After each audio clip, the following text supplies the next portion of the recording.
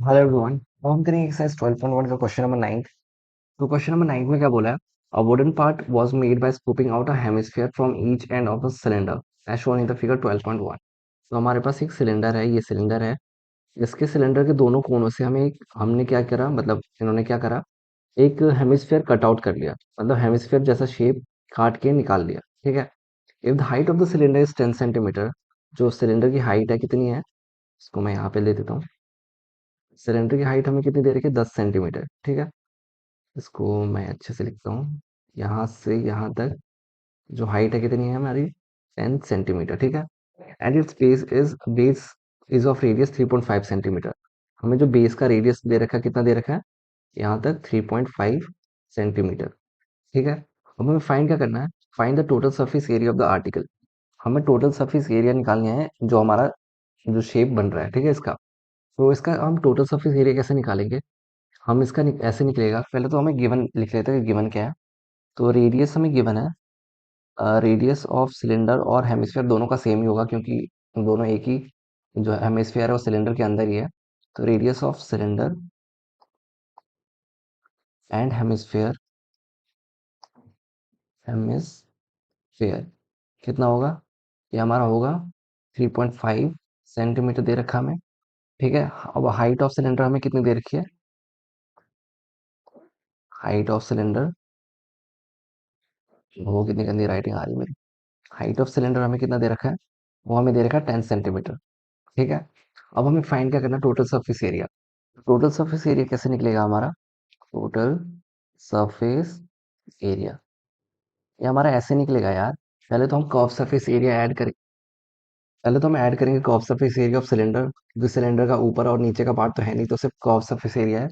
तो curve surface area of cylinder. ठीक है। इसको हमने ऐड कर दिया। और क्या ऐड करना है, तो हमने, क्योंकि ये जो कर्व सरफेस एरिया ना, ये ऊपर का हेमिस्फीयर, ये हमने काट के निकाला है। अब कर्व सरफेस एरिया मतलब एरिया क्या होता है, बेसिकली जितना एरिया हमें पेंट करना होता है। तो हमने, क्योंकि ये ऊपर का हेमिस्फीयर जैसा सिलेंडर में से काट के निकालना है, तो हमें इतना एरिया एक्स्ट्रा पेंट करना पड़ेगा जो कर्व पार्ट है हेमिस्फीयर का। तो ये होगा हमारे पास, क्योंकि दो हेमिस्फीयर है, तो हो जाएगा 2 into curve surface area of, curved surface area of hemisphere. समझ आया कैसे करा, ये हम ऐड क्यों कर रहे हैं, समझ आया।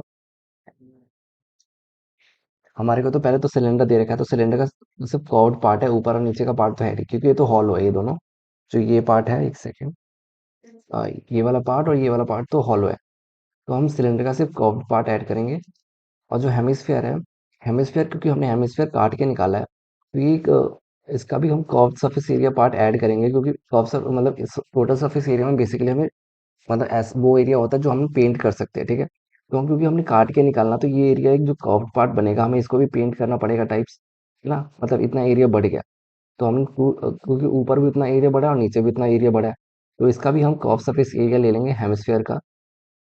ठीक है। और ये क्योंकि दो है, तो 2 into curve surface area of hemisphere. ठीक है। तो इसको हम कैलकुलेट करेंगे, तो हो जाएगा curve surface area of cylinder कितना होता है, 2 पाई आर एच। और ये होता है हमारा 2 into curve surface of hemisphere कितना होता है, 2 पाई आर स्क्वायर। तो कितना हो जाएगा, 2 पाई आर कॉमन, ये एच प्लस 4 आर, ये वाला टू, अच्छा नहीं, 2 आर ही होगा ना, टू टू, टू तो कॉमन ले लिया और अंदर बचा आर। तो कितना हो जाएगा, 2 इंटू 22/7, और रेडियस कितना हमारा 3.5, और हाइट कितनी हमारी 10 सेंटीमीटर, और 2 इंटू 3.5।